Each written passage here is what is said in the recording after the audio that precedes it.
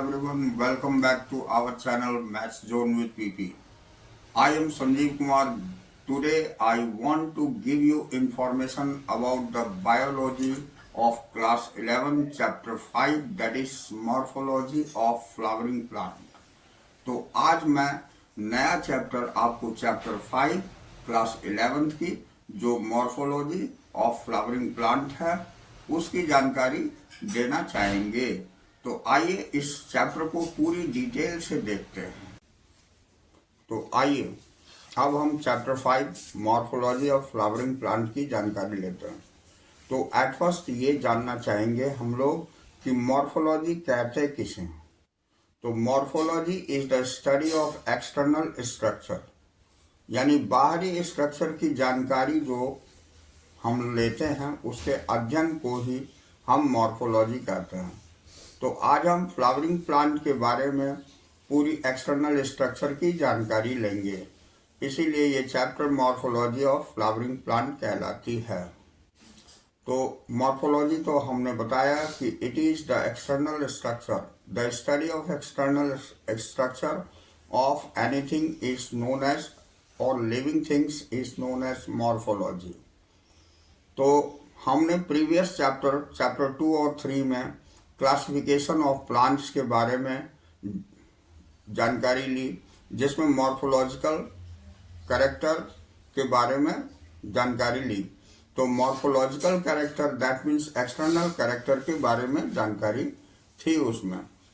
अब देखिए, successful for any successful attempt at classification and understanding any higher plants or that of matter, any living organism, we need to know standard technical term and standard definitions. हमें किसी भी जीव के बारे में, living organism के बारे में या लिविंग प्लांट्स के बारे में, हायर प्लांट्स के बारे में अच्छी तरह समझने के लिए हमें उसकी पूरी डिटेल कैरेक्टरिस्टिक्स के बारे में जानना होगा। तो we need to know standard technical term. इसमें स्टैंडर्ड टेक्निकल टर्म और स्टैंडर्ड डेफिनेशन जो होती है उसकी जानकारी प्राप्त करनी होगी। तो we all needs to know about the possible variations in different parts. अब ये भी जानना होगा कि अलग अलग पार्ट्स में क्या क्या अंतर है, उसी को हम वेरिएशन ऑफ डिफरेंट पार्ट्स बोलते हैं। तो found as adaptation of the plants to their environment. अब एडाप्टेशन ऑफ द प्लांट क्या कहलाती है, तो ये मैं बताता हूँ आपको। अकॉर्डिंग टू एनवायरनमेंट, प्लांट्स में या लिविंग ऑर्गेनिज्म में कुछ न कुछ डिफरेंसेस होती है, कुछ न कुछ एक्स्ट्रा कैरेक्टरिस्टिक्स आ जाती है, उसी को हम एडाप्टेशन बोलते हैं। तो for example adaption of various habitats. तो हैबिटेट्स हम उसके निवास स्थान को कहते हैं। जैसे ये एडाप्शंस आपको वेरियस हैबिटेट्स की होती है। आप जानते हैं कि ये मैदानी इलाके में रहने वाले प्लांट्स या पाए जाने वाले प्लांट्स और एनिमल्स में डिफरेंस होती है in comparison to polar region, यानी बर्फ के इलाके में रहने वाले प्लांट्स और एनिमल से।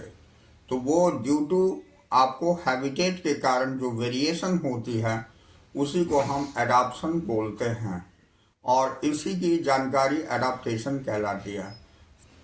फॉर प्रोटेक्शन यानी सुरक्षा के लिए, और क्लाइंबिंग यानी उसके निवास के लिए, चढ़ने के लिए, स्टोरेज, ये सब के लिए जो वेरिएशंस होती है उसको हम एडाप्शन बोलते हैं। अब यहाँ देखिए, if you pull out any weed you will see that all of them have roots. जैसा कि हम देखते हैं कि कोई भी अनडिजायरेबल प्लांट्स को अगर हम अपने क्रॉप से अलग करते हैं, दैट इज कॉल्ड वीड्स, तो उसमें भी रूट्स होती है, स्टेम्स होती है, लीव्स होती है, और जितने भी प्लांट्स हैं सब में स्टेम्स, रूट्स, लीव्स, ये सारे पार्ट पाए जाते हैं। तो दे में बी बियरिंग फ्लावर्स और फ्रूट्स, वो फ्लावर और फ्रूट्स बियर कर सकते हैं। ठीक है, तो the understand part of flowering plant, इसलिए हमें फ्लावरिंग प्लांट के जितने भी पार्ट्स हैं उसको समझना, इधर रूट सिस्टम और रूट सिस्टम को समझना, while the portions above the ground, root system below the ground होती है and shoot system above the ground होती है। यानी किसी भी प्लांट के ग्राउंड से ऊपर की पोर्शंस वो शूट सिस्टम कहलाती है, और ग्राउंड के अंडरग्राउंड पाए जाने वाले पार्ट ऑफ द प्लांट को रूट सिस्टम बोलते हैं। तो उसके बारे में जानकारी लेंगे। तो आइए हम रूट के बारे में आपको जानकारी देते हैं। तो in majority of dicotyledonous plant the direct elongations of radicle leads to the formation of primary roots which grow inside the soil।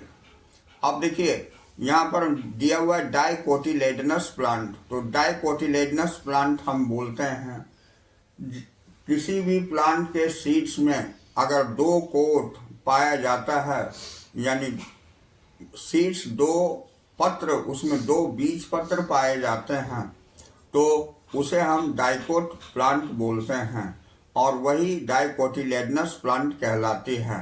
जैसे एग्जाम्पल में मैं बताता हूँ, जैसे चना हो गया, चना को अगर आप उसके छिलके से उतारेंगे तो उसके दाल दो पार्ट में आपको दिखाई देंगे।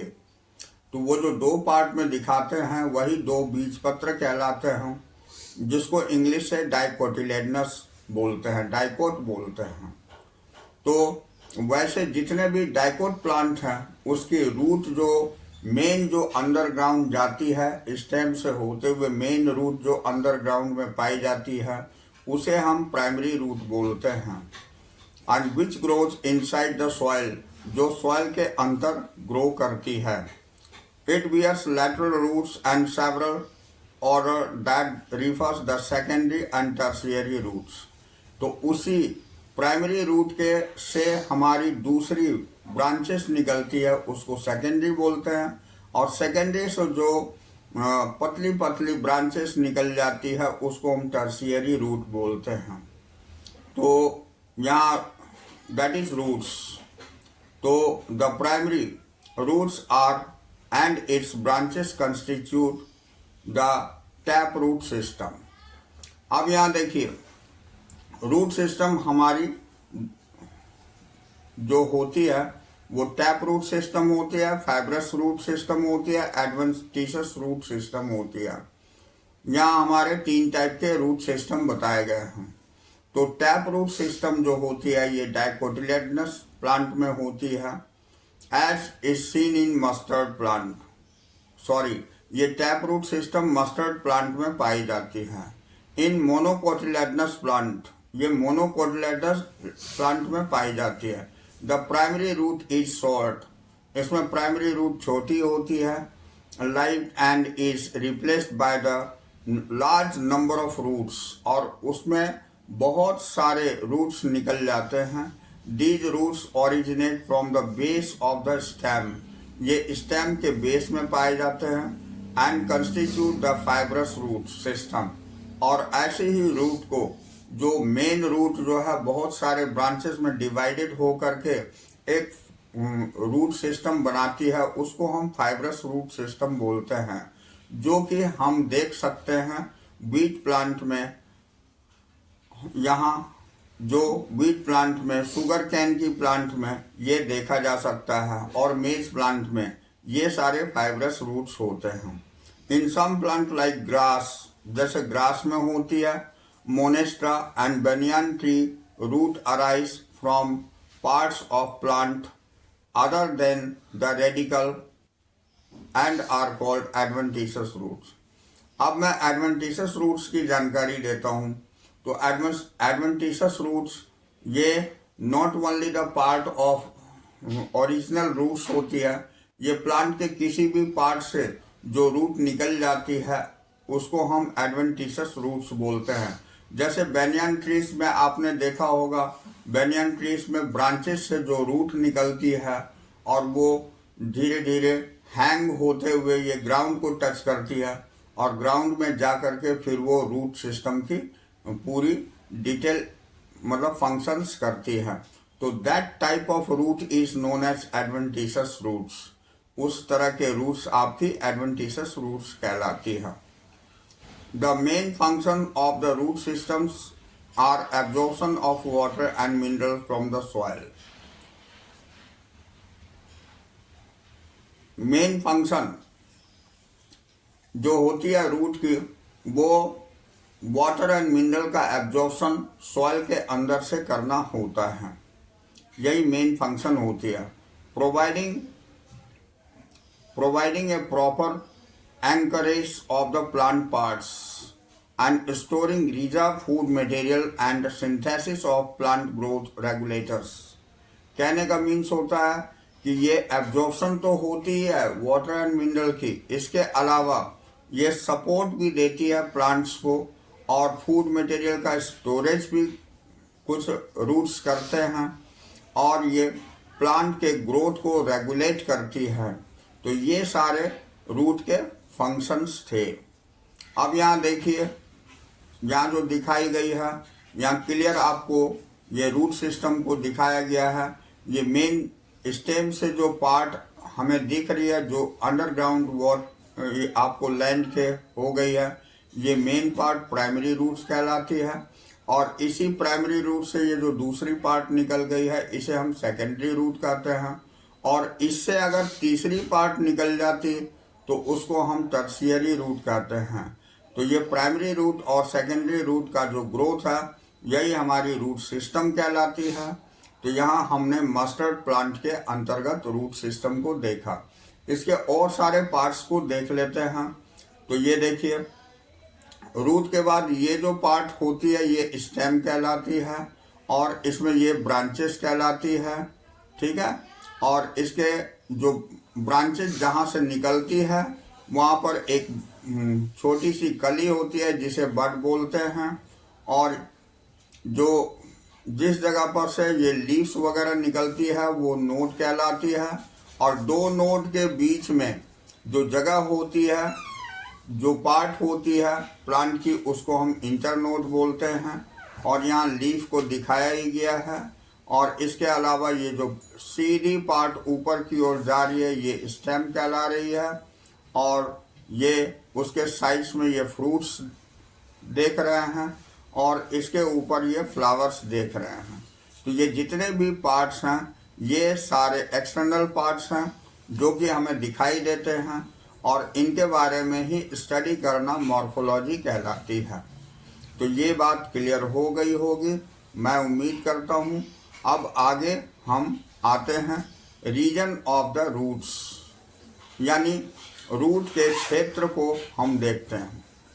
तो the root of is covered at the apex by the thimble like structure called root cap। Root की जो एपेक्स होती है, जो थिम्बल लाइक स्ट्रक्चर होती है, उसे हम रूट कैप बोलते हैं। जैसे यहाँ देखिए, मैं दिखाता हूँ इस फिगर में, ये जो लास्ट पोर्शंस, अंतिम छोर यानी last tip of the root is known as root cap। यही थिम्बल लाइक स्ट्रक्चर है। This one is known as root cap, यानी apex of the root is known as root caps. वो भी किसकी? Primary root की, ठीक है। अब यहाँ protect the tender apex of the root as it makes it way through the soil. यही इसमें मिट्टी में प्रवेश करने के लिए ये रिस्पॉन्सिबल होती है, और यही इसमें पेनिट्रेट करके मिट्टी के अंदर ग्रो करती है। तो region of meristematic activity, root cap is the region of meristematic activity. ये मेरिस्टेमेटिक एक्टिविटी को का क्षेत्र होता है। The cell of the region are very small. ये बहुत ही छोटे होते हैं। थिन वॉल्ड, पतले वॉल के होते हैं, एंड विद डेंस प्रोटोप्लाज्म। इसमें प्रोटोप्लाज्म डेंस होता है, डेंस यानी कि गाढ़ा प्रोटोप्लाज्म होता है। दे डिवाइड रिपीटेडली, और ये कंटिन्यूअसली यानी टाइम टू टाइम रिपीट करके ये डिवाइड होते रहते हैं, और इसमें ग्रोथ होती रहती है। The cell proximal to this region undergoes rapid elongations, और इसके अंतर्गत जो सेल्स होते हैं वो बहुत ही तेजी से इलोंगेट होते हैं, यानी लंबे होते हैं, बढ़ते हैं, and enlargement and the responsible for the growth of the root in length, और यही रिस्पॉन्सिबल होती है रूट की ग्रोथ लेंथ में करने के लिए। तो this region is called region of elongation, इसीलिए इसे हम रीजन ऑफ इलोंगेशन बोलते हैं। ये पार्ट हमारी रीजन ऑफ इलोंगेशंस है जो दिखाया। ये रीजन ऑफ मैचुरेशन है, ये रीजन ऑफ मेरिस्टेमेटिक एक्टिविटीज है। इसी के अंतर्गत वो डिवीजन फर्दर डिवाइड होती है और वो इस रीजन को ग्रो करता है, रीजन ऑफ इलोंगेशन। और लास्टली ये आपको रीजन ऑफ मैचुरेशन होती है, जिसमें से ये रूट हेयर्स जो है ग्रो करती है, और यही रूट हेयर्स जो है सपोर्ट भी करती है एंड वाटर का एब्जॉर्प्शन भी करती है। तो ये क्षेत्र आपको हमने बताया। अब रीजन ऑफ मैचुरेशन में ये the cell elongation zone gradually differentiate and mature, ये ग्रेजुअली डिफरेंशिएट होता है और मैच्योर होता है। Hence this zone proximal of region of elongation is called region of maturation. अब यही रीजन ऑफ इलोंगेशन आगे जाकर के मैच्योर होके रीजन ऑफ मैचुरेशन ग्रो करती है, जो कि मैं आपको पहले ही बता चुका हूँ। अब यहाँ from this region some of the epidermal cell from very fine and delicate thread like structure, जिसे रूट हेयर्स बोलते हैं। इसी रीजन ऑफ ये मैचुरेशन में एक हेयर लाइक स्ट्रक्चर्स ग्रो होती है, जिसे हम रूट हेयर बोलते हैं। और these root hairs absorb water, ये भी बात हमने आपको पहले ही बताया कि रूट हेयर ग्रो होने के बाद वो वाटर का एब्जॉर्प्शन करता है एंड मिनरल्स का फ्रॉम द सॉइल, मिट्टी से। तो ये थी आपको रीजन ऑफ द रूट्स। अब हम आते हैं स्टेम्स में। स्टेम इसका रूट से ऊपर का हिस्सा होता है, ये आपको लैंड के ऊपर पोर्शंस में पाए जाते हैं। तो what are the features and distinguish a stem from root, हम क्या किन किन फीचर से स्टेम को रूट से डिफ्रेंशिएट कर सकते हैं। The stem is the ascending part of the axis bearing branches. तो स्टेम असेंडिंग पार्ट होती है जहाँ से एक्सिस बियरिंग ब्रांचेस, जो ब्रांचेस को बियर करने वाली एक्सिस होती है। लीव्स होती है, यानी not only the branches, leaves also, flowers and fruits also. तो it develops from the plumule of the embryo, ये प्लूम्यूल एम्ब्रियो की प्लूम्यूल से डेवलप करती है। एक चीज यहाँ मैं बताता हूँ, यहाँ आपने ऊपर देखा कि जो हमारी सीड्स होती है, सीड्स जो होती है वो एम्ब्रियोनिक पार्ट कहलाती है। तो उसमें से दो पार्ट निकलती है, प्लूम्यूल एंड रेडिकल। तो रेडिकल जो है वो रूट बना देती है और प्लूम्यूल जो है वो स्टेम्स ग्रो करती है। ये दोनों पार्ट एम्ब्रियोनिक स्टेज में होती है। तो यहाँ उसी चीज को देख रहे हैं, embryo of the germinating seeds. जब सीड जर्मिनेशन होती है एट दैट टाइम ये दो पार्ट में डिवाइडेड होती है। तो the stem bears nodes, stem में नोड्स पाए जाते हैं एंड इंटरनोड्स। तो नोड्स हम बोलते हैं the region of the stem where leaves are borne, वो रीजन, वो क्षेत्र जहाँ से लीव्स निकलते हैं आर कॉल्ड नोड्स, उसे हम नोड्स बोलते हैं। And while internodes are the portions between two nodes, ये बात हमने पहले भी आपको बताया कि दो नोड के बीच की जो रीजन होती है, बीच का क्षेत्र होता है, उसको हम इंटरनोड बोलते हैं। ठीक है। तो द ग्रीन, हाँ, the stem bears birds which may be terminal और एक्सिलरी।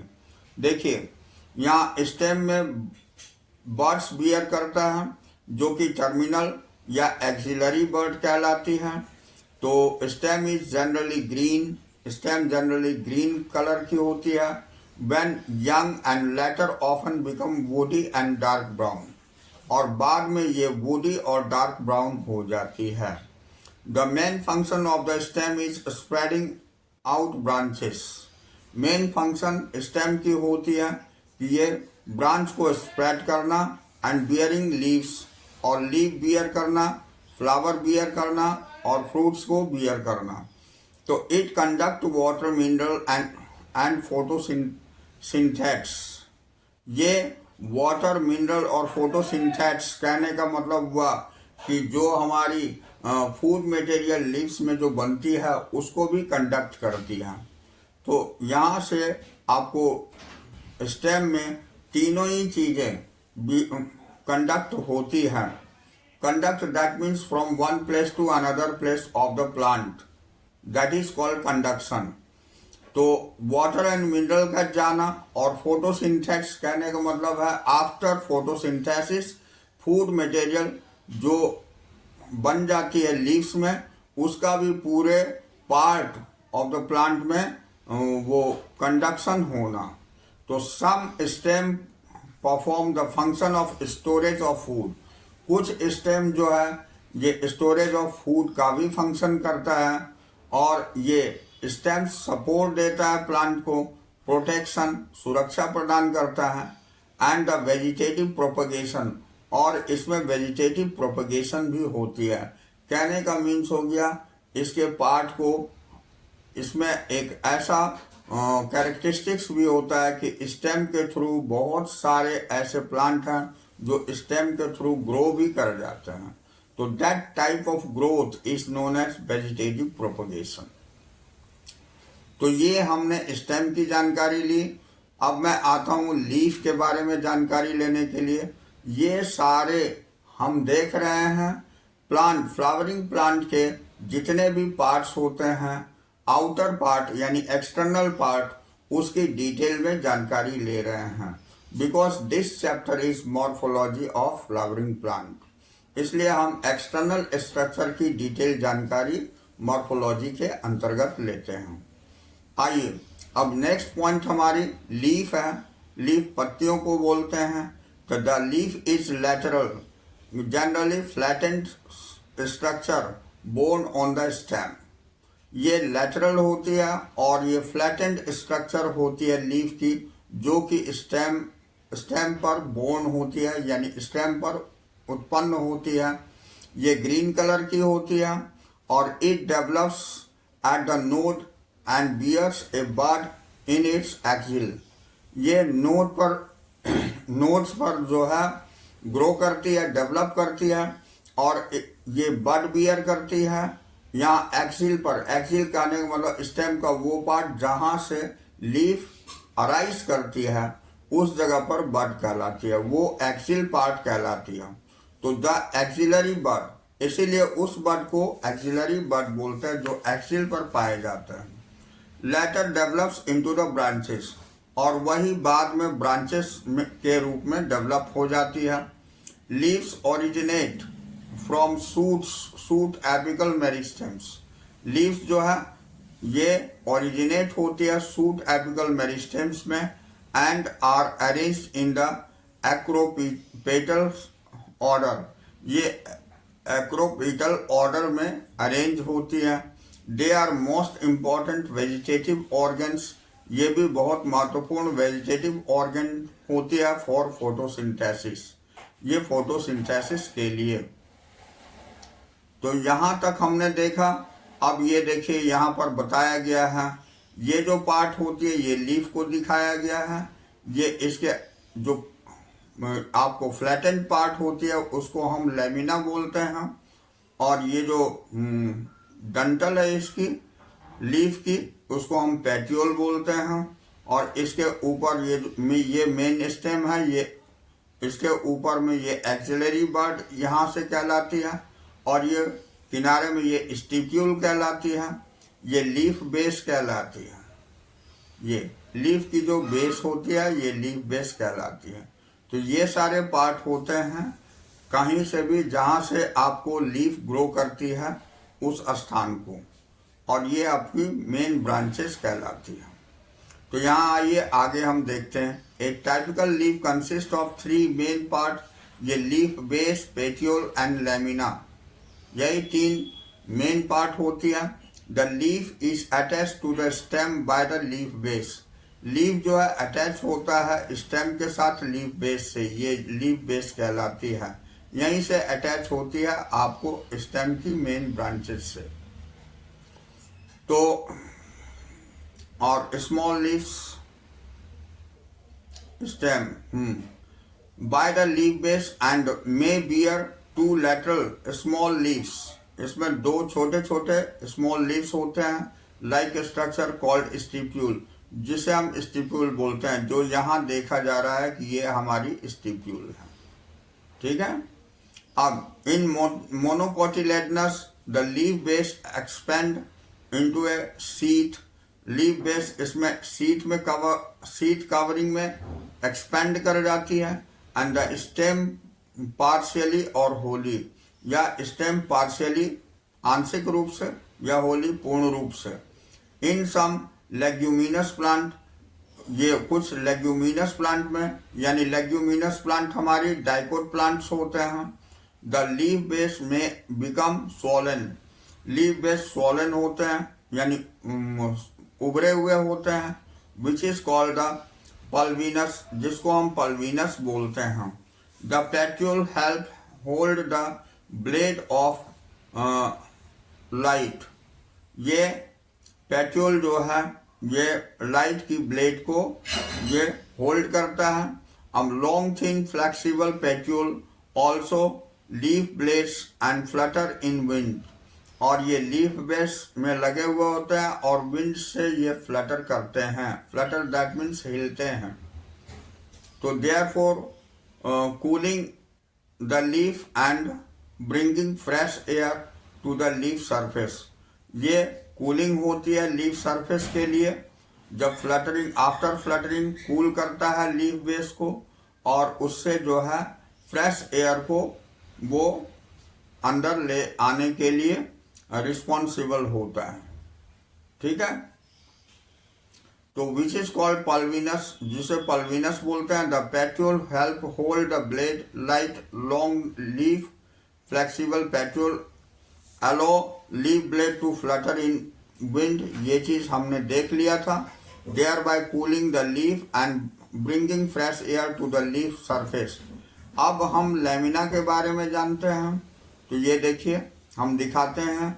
ये लैमिना और the leaf base is the green expanded part of the leaf. ये जो एक्सटेंडेड पतले पार्ट लीफ की होती है, ये फ्लैटेंड पार्ट होती है, इसे हम लैमिना बोलते हैं, ठीक है। तो ये expanded part of the leaf vein. अब यहाँ लीफ ब्लेड हो गया is the green. Leaf blade is the green expanded part of the leaf with veins, जिसमें वेन्स पाए जाते हैं और वेनलेट्स पाए जाते हैं। तो there is usually a middle prominent vein. बीच में इसकी एक प्रोमिनेंट वेन होती है, ठीक है। इसकी भी ये लीफ में भी देख रहे हैं, बीच की पोर्शंस में ये प्रोमिनेंट वेन कहलाती है। इसी से ये टर्मिनेटेड वेन्स भी निकलती हैं और इसमें ये पैरेलल वेन्स निकलते हैं, ठीक है। तो ये प्रोमिनेंट वेन कहलाती है। विच इज नोन एज मिडरीब, जिसको ये बीच वाली पोर्शंस को हम मिडरीब बोलते हैं, ये वाली पोर्शंस को। तो ये मिडरीब कहलाती है। And veins provide rigidity to the leaf blade. ये रिजिडिटी प्रोवाइड करती है लीफ ब्लेड को, यानी कि थोड़ी सी कठोरता प्रदान करती है। And act as a channel to transport for water. और ये चैनल के रूप में काम करती है वो ट्रांसपोर्टेशन ऑफ वाटर का, जो कि पूरे लीफ में वाटर को ये डिस्ट्रीब्यूट करती है। मिनरल एंड फूड मटेरियल्स, ये वाटर के साथ मिनरल और फूड मटेरियल्स को भी ट्रांसपोर्ट करता है। The shape, margin, apex, surface and extent of incision of lamina varies in different leaves. ये सारे जो शेप होती है, मार्जिन होती है, एपेक्स होती है, सरफेस और extent of incision of lamina, lamina की इंसिजन, ये अलग अलग पत्तियों में अलग अलग प्रकार की होती है। तो ये हमने थोड़ी सी जानकारी लीफ के बारे में ली है। तो उसके बाद इसमें वेनेशन है, ठीक है। तो ये वेनेशन भी हम लोग देख लेते हैं यहाँ। तो the arrangement of veins and the veinlets in the lamina of leaf is terminated as venation. जो अरेंजमेंट वेन्स की या वेनलेट्स की होती है किसी भी लीफ की लेमिना में, उसी को हम वेनेशन बोलते हैं।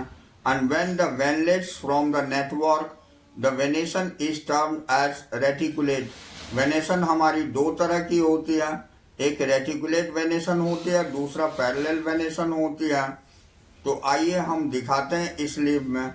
इस तरह की वेनेशन हमारी रेटिकुलेट वेनेशन कहलाती है, जिसमें ये जो आपको पार्ट, वेन की जो पार्ट है मिड लीफ के अलावा, ये एक दूसरे में अल्टरनेट जाती है।